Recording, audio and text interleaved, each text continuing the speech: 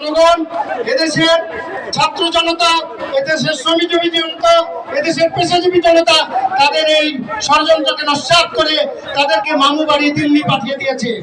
কিন্তু আবারও 5 আগস্টের পরে আমরা দেখতে পাচ্ছি একটি মহল আওয়ামী লীগকে রাজনীতিতে পুনর্বাসনের চেষ্টা করছে। আমরা বলতে চাই, আপনারা কি মনে করেন আওয়ামী লীগ বাংলাদেশের রাজনীতিতে থাকবে? আওয়ামী লীগ বাংলাদেশের রাজনীতিতে থাকবে না। জাতীয় নাগরিক পার্টি বাংলাদেশের 18 কোটি মানুষকে ঐক্যবদ্ধ করে আওয়ামী লীগের রাজনীতি ছেড়ে করে ভারতে পাঠিয়ে দেবে। ধন্যবাদ সবাইকে। আপনারা দেখতে পাচ্ছেন ইতিমধ্যে উপস্থিত আমাদের জুলাই আগস্টের যারা নাকি আহত তারা ইতিমধ্যে উপস্থিত এই আজকের এই প্রোগ্রামে। যাদের প্রশংসা না করলেই নয়, বাংলার এই 24-এর গণ অভ্যুত্থানে যাদের ছিল প্রথম সারির ভূমিকা, আজকে তারা অঙ্গহানি ও জীবনকে রীতিমতো পঙ্গুত্ব বরণ করে নিয়েছে। তারা মৃত্যুকে ভয় পায়নি, মৃত্যুকে আলিঙ্গন করে তারা এই সংগ্রামে অংশগ্রহণ করেছিল। আজকের এই জুলাই যোদ্ধাদের ভিতর থেকে কথা বলবো। হ্যাঁ ভাইয়া, একটু কথা বলি আপনার সাথে।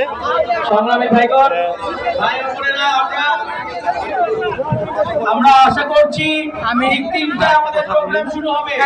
এর আগে আমাদের সকল নেতৃবৃন্দ ঢাকা মহানগরের বিভিন্ন জায়গা থেকে দলে আমাদের সাথে যুক্ত হবেন। এই মুহূর্তে আমরা আওয়ামী লীগের বাংলাদেশে কোনো ঠাঁই নাই। আবু সাইদ আমাদের কেন্দ্রীয় সংগঠক উনি আমাদের মাঝে ওনার বক্তব্য উপস্থাপন করবেন। 5 আগস্ট পর্যন্ত জীবন দিয়েছে, তাদের রক্তের বিনিময়ে, তাদের জীবনের বিনিময়ে আওয়ামী লীগের করা চাই।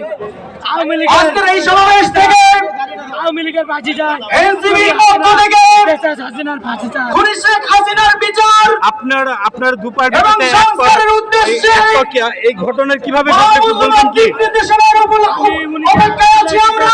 5 আগস্ট পর্যন্ত তার মাঝে বিএনপি কথা আপনাদের শেয়ার করতে চাই। 5 আগস্ট চলে আপনারা কি ভুলে গেছেন দিন নাই 2009 সালে বিডিআর বিদ্রোহ আন্দোলনের নামে সামান্য জনপুর সেনা কর্মকর্তাকে নিবেদিত করে হত্যা করা হয়েছিল।